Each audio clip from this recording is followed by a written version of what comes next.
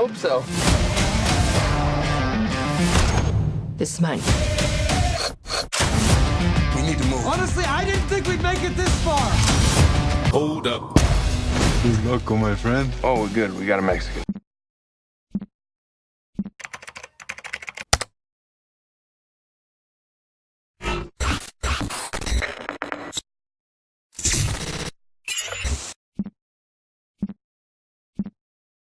Sup fellas, Oshi's back to react to more trailers.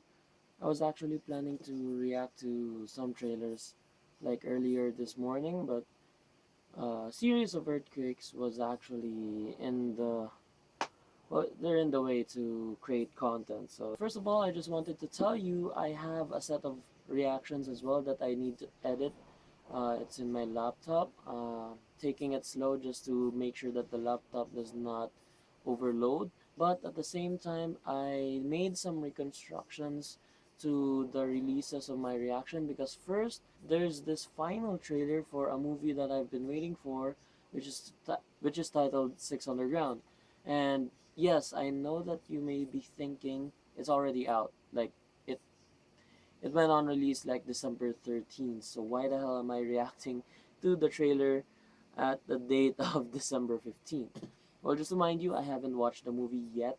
I'm still planning to watch it. I just need a little bit of time to find a proper viewing schedule, and also because my family wants to watch it as well, so we might watch it together, and I'll try to make sure of a review for that. But still, take it with a bit of salt, because as I said, I'm really having a hard time with editing everything out. So let's go ahead and react to the trailer. I'm really excited for this movie, even though it's having sort of mixed reviews as of the moment. I've seen the score it has in Rotten Tomatoes. They're kind of like in the same sense as to what Godzilla had. Like, critics slammed the movie, but audiences were loving it. Audiences were kind of loving this movie, but critics still slammed it. But this it's the sense that critics audience. That's what I'm trying to tell you.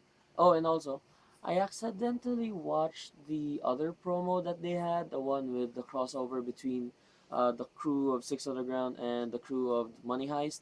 That was actually a cool trailer. If you wanna have a brief preview of that, I might put it in the last part of the video, but I'll put a description down below so that you can watch the video as well. I suggest that you watch it because the banter between the professor and one was actually kind of cool. And I'm actually sad that I watched it beforehand and not reacted. So yes, there's that. And also apologies with my voice because it's been a long week. Go. There's this trick that we all do to get through our day.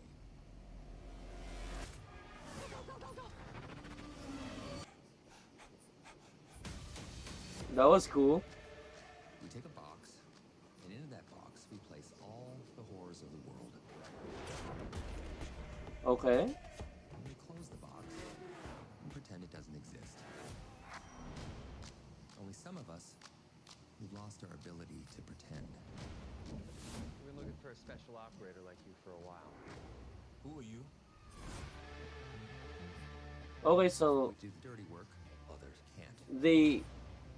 I think they're recruiting some of their people. They're not like really a big group when they died, and No more getting arrested just for being naked or just usual stuff, being naked, getting drunk, casual stuff. So we're all gonna die. We blend in to disappear. Watch me.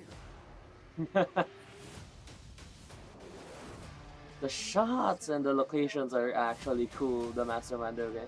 The doctor, okay, so I know what her role is. The operator, so okay, he's more like a scout. The hitman is, I'm not sure what the Skywalk. Okay, that spy. What's wrong? That's a spy. I wanna me. This is underground. May as well do it while we're alive. Shit.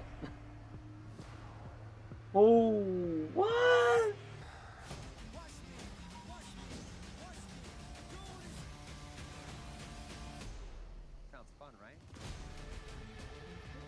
It does actually. I mean,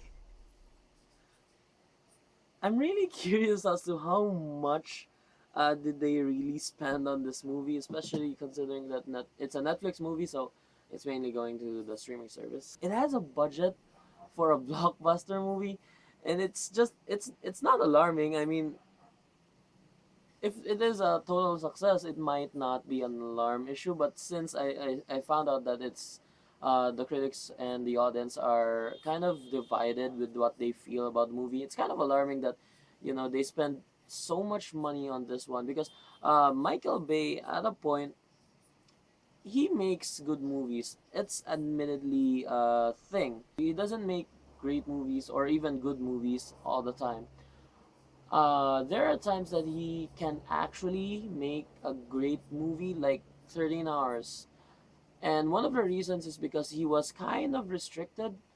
He has the vision, but at the point, since he's limited with the budget and everything else, he has to like minimize the concept and try to be as accurate as he can with the amount of resources that he can so that he could make a cohesive story.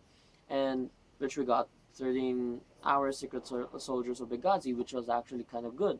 But with this one, it's kind of like the same formula with the Transformers movies that the companies only just give him the money and he has the freedom of whatever he wants to do. I mean, it's okay that creators have the freedom to do so, but at a point you still need to keep in check if their vision actually is producing something that is cohesive and at the point matters at least.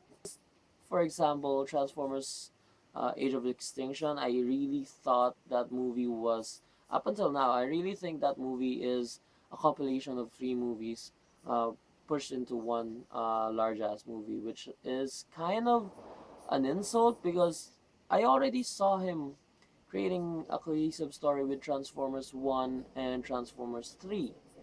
Although Transformers 3 was also two movies in one big ass movie, but it still worked.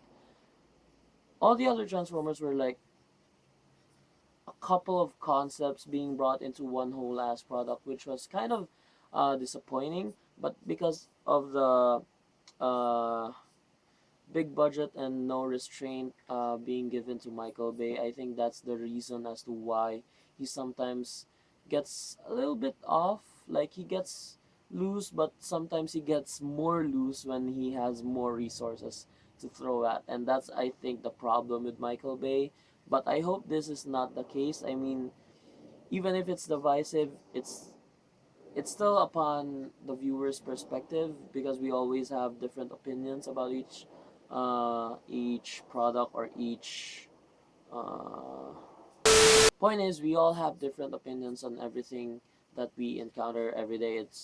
It might be movies, it might be people, it might be any other stuff, and it depends upon like the perspective of everyone if they liked something or they didn't like something. Like for example, I'm one of the few people that actually like Solo, a Star Wars story, but I didn't like The Last Jedi.